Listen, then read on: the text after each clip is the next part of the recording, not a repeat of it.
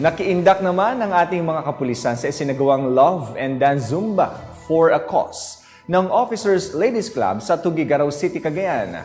Yan ang balitang hatid ni Pacho Woman Lenny Lorenzo. Programang Zumba for a Cause na may temang Love and Dance ng Officers Ladies Club na ginanap sa SM City, Tuguegarao, Cagayan nito lamang ika-27 ng Pebrero ng taong kasalukuyan. Ang Cagayan Police Provincial Office sa ilalim ng pangangasiwa ni Provincial Director Police Colonel Julio S. Gorospe Jr.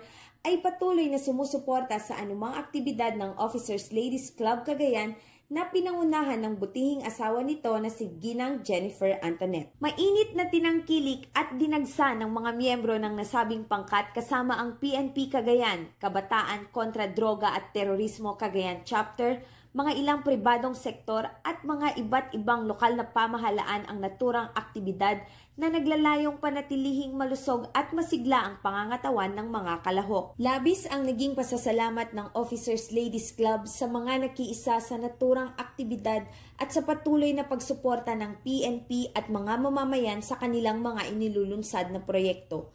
Ang mga programang Zumba for a Cause at Community Outreach Program ay ilan lamang sa mga proyekto ng OLC kaakibat ang pambansang pulisya sa tuloy-tuloy na pagsasagawa ng mga proyekto at aktibidad na naglalayong makapagpaabot ng tulong sa mga kababayan nating lubos na nangangailangan.